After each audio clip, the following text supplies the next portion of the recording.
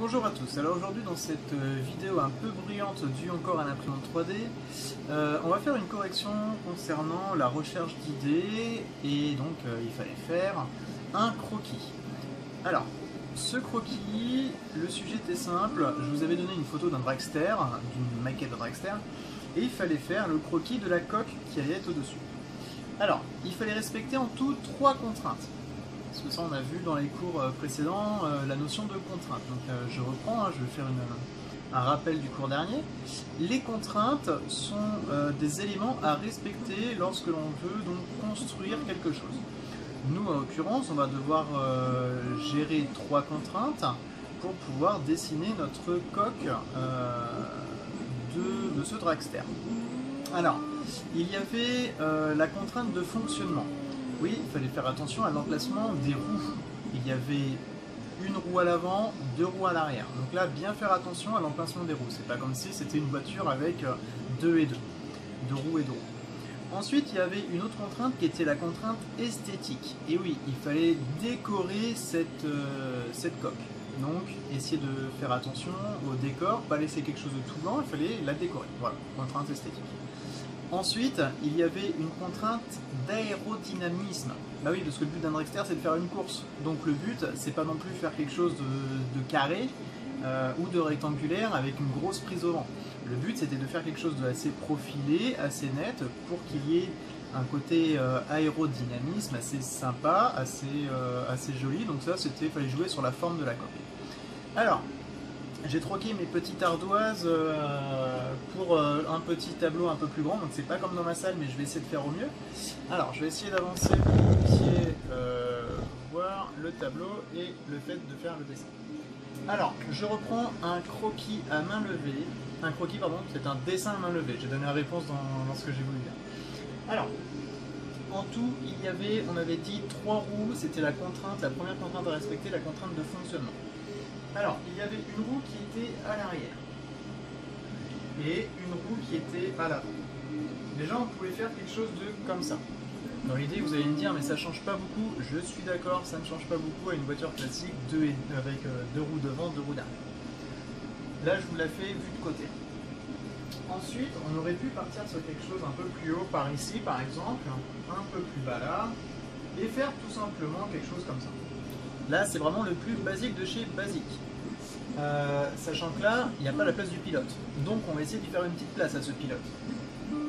Pourquoi pas quelque chose de comme ça. Langue. Sauf que là, le côté aérodynamisme, on se dit, bon, ça ressemble à peu près à quelque chose, on est d'accord. Pourquoi pas faire un peu plus profilé ici. Voilà. Avec la place du pilote. Ok, donc là on peut améliorer au fur et à mesure notre croquis. C'est le but d'un croquis, c'est de mettre plein de solutions, d'essayer de regommer, recommencer, et au fur et à mesure on arrive à faire quelque chose d'assez sympathique. Alors, hop, là on est plutôt pas trop mal, c'est assez sympathique comme forme de général. Je vais essayer de garder cette forme-là. Ici, on peut imaginer donc notre roue qui est à l'arrière, et notre unique roue devant. Voilà, ok? Donc là on est plutôt pas trop mal. Si maintenant vous voulez la voir vue de dessus, parce que nous ce qui nous intéresse aussi c'est que la contrainte aérodynamique c'était qu'il y avait une seule roue à l'avant qui était ici.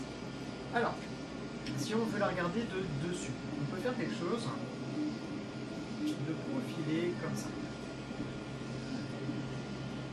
Notre roue à l'avant, elle est située ici. Donc je fais en pointillé parce qu'on peut imaginer qu'elle est à l'intérieur. On ne la voit pas. Et nos 2 autres roues, on peut imaginer qu'elles sont ici, ici, et un peu cachées par la coque. Voilà. Ok. L'emplacement du pilote, on peut imaginer qu'elle était ici, dans un habitacle, pour lui. Et là, une petite arête pour montrer la partie du dessus qui est là. Donc là, on avait cette solution-là. Vue de côté, vue de dessus. Après, on pouvait faire aussi quelque chose, entre guillemets, un peu 3D. Donc là, au fur et à mesure, je vais améliorer mon dessin. Donc là, on peut imaginer quelque chose un peu plus de profil. Hop.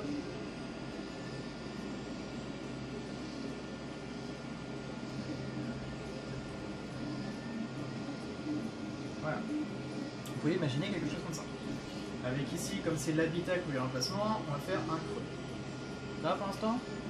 Donc là, on a un véhicule un peu plus de profil. C'est un croquis, ça marche aussi. Il y avait le côté un peu aérodynamisme, donc pourquoi pas faire des ouvertures. On peut imaginer, voilà. Après, à vous de voir comment vous voulez décorer votre véhicule, votre coach. Donc là, on a quelque chose, pour l'instant, où on a la première contrainte qui est liée au fonctionnement, où on fait attention aux différents trous. On voit bien que là, c'est plus large que le devant, d'accord? L'arrière est bien plus large que le devant, bien plus large que le devant, donc là, on est plutôt bon. Donc, contrainte de fonctionnement, c'est plutôt bien respecté. Ensuite, on nous demandait la contrainte, enfin, je vous avais demandé la contrainte d'aérodynamisme, donc la forme assez profilée pour pas que l'air cogne dans le véhicule. Là, le but, c'est que la voiture avance par là, d'accord? Donc, le vent va arriver ici, là, c'est plutôt profilé, on est plutôt bon. Ensuite, donc là, la contrainte liée à l'aérodynamisme, elle est aussi validée. Donc là, pour l'instant, 2 contraintes de validée. Ensuite, il y avait une troisième contrainte qui était liée à l'esthétisme. Alors, l'esthétisme, après, c'était la décoration. Libre à vous de faire la décoration que vous avez envie de faire. Moi, si je veux, je peux faire des phares de voiture, voilà, basiques. L'autre, elle est de l'autre côté. On peut imaginer que l'autre est de l'autre côté. Hein. À vous de voir ce que vous voulez faire comme décoration. Ça, après, c'est libre à vous de pouvoir le faire.